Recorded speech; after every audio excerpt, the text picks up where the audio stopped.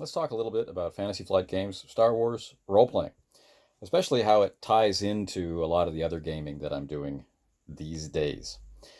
One of the things I'm doing is in email running a kind of Cthulhu Mythos investigation legacy game or generation game set in different periods through time. And that uses Mithras, which is a D100 game. So this is percentile dice.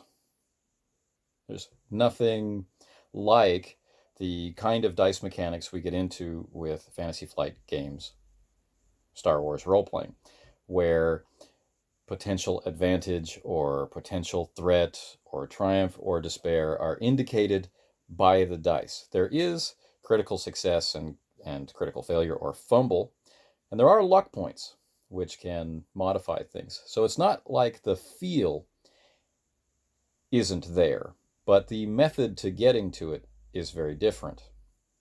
So while you do roll a fumble and you do roll a critical, it's not so often or in the same way as you do in Fantasy Flight Games Star Wars role-playing.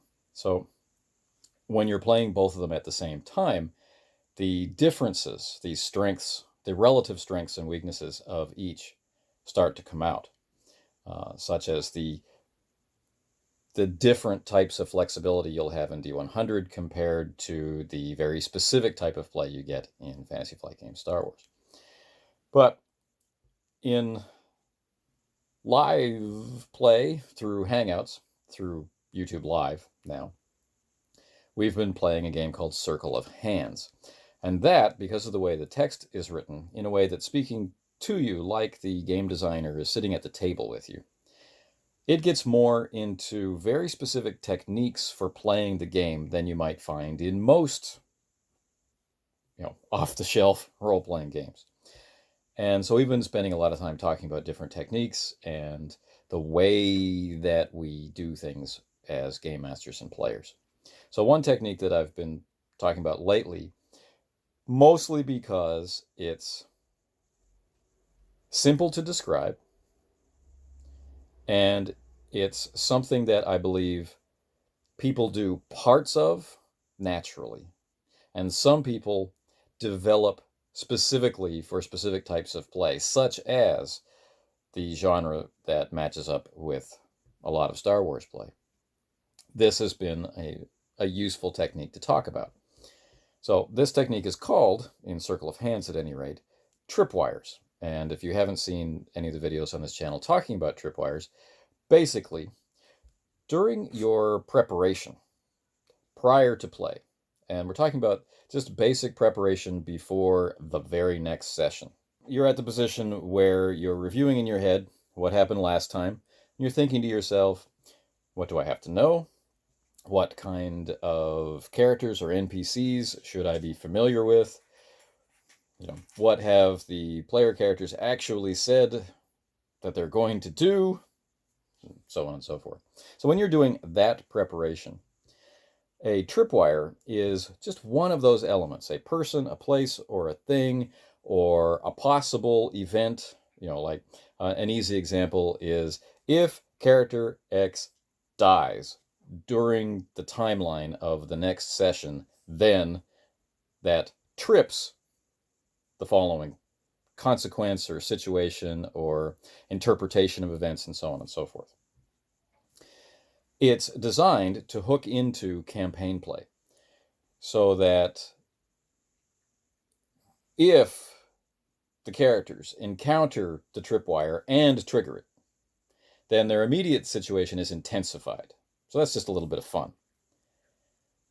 But that intensified moment in some way impacts on the interpretation of the campaign as a whole, as if viewed from the far future looking back on it. Like if the characters that survive were in a cantina somewhere in a hive of scum and villainy, and they were talking about the old days, they might cite this event as maybe one of the things that, had an effect or an influence on their lives in some way. So this, stripped of everything, is a tripwire. So tripwires have a very specific implementation in Circle of Hands, How would they work in a game like Fantasy Flight Games, Star Wars role-playing? Well, a lot of the work is already done for you because we have the narrative dice system. We have threats and we have despair. And as you start to play, and as you start to drift away from reading the charts that tell you the value of threats and the value of advantages, the value of triumphs, and so on and so forth, as you start moving away from them and start internalizing the scale of progression of value and start implementing them in your narrative time, then you're most of the way there, right? The dice are going to tell you that something bad has happened, and the dice are going to tell you that something is going to be intensified in a certain way. So you might roll successes with despair, and you might roll failure with triumph, and this sort of thing. And it's those moments that I would like to tease out as being very specifically suited for this idea of the tripwire, right? And you won't do this every time it happens, just sometimes. And you might think about taking a look at Circle of Hands and seeing if you could apply that structure to your campaign. But before we get there, let's just look at this. Let's say we have this opposition on the dice where we've rolled, and the dice tell us it's failure, and yet there's a triumph. Or, alternately, they tell us success, but there's a despair. We could do the normal thing. We could take a look at the chart, or we could access our collective memory of how we've been applying those things and apply those things. But if we were to bring in this concept of tripwire, when that happens, we could do something a little different.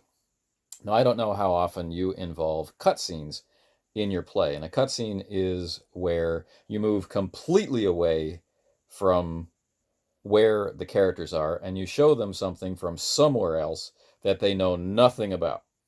So we see this in the movies all the time. We're following our heroes, we're following our main characters, but we're also being shown what the Galactic Empire is up to. We can see Vader on the bridge of his Star Destroyer as he's seeking them out, and so on and so forth. We know how close the Empire is getting, or something along those lines.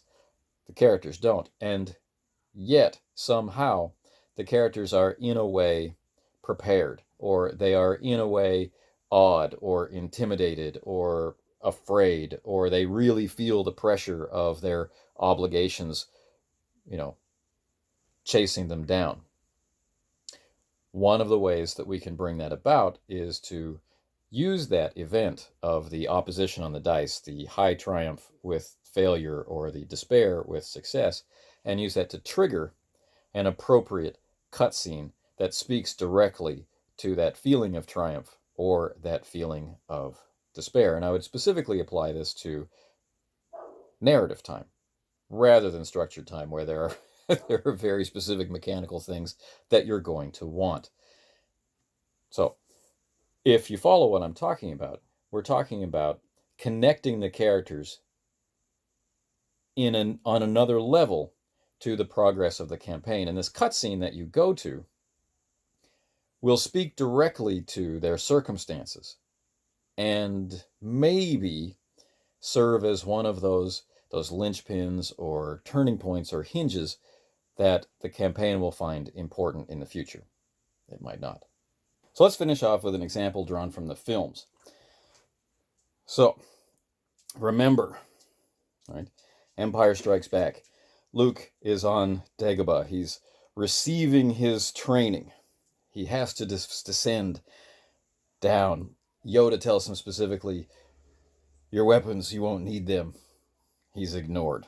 Right? So this sets up our scene. Imagine the game master going, right? And putting setback dice into this roll, or upgrading the difficulty so that now there is definitely a challenge die there which might bring about a despair because of that action, right?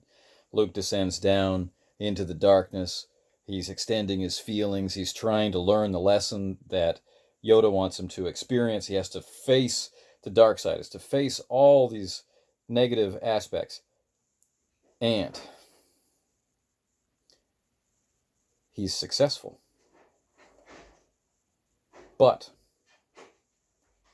there's despair.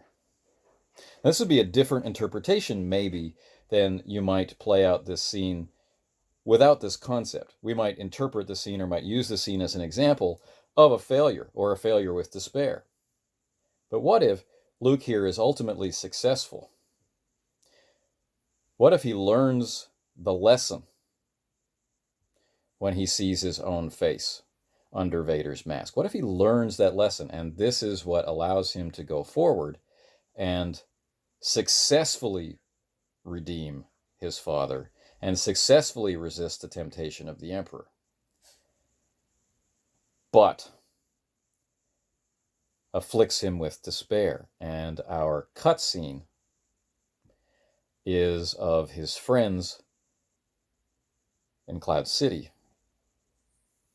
being tortured. He leaves his training early, and you fill in the blanks, right? This is what I'm talking about. This is the sort of thing that once the system is really working for you, once you're riding in tandem with it, once you're no longer having to check to make sure you're doing things right, once everybody around the table is like leaning in and everybody has stopped seeing the dice, they've started seeing the scenes, right? That would be the time to start playing like this. And I think it could be a lot of fun, but it could also add a lot of impact to your Star Wars role-playing. And that's a big part of what Star Wars is, right?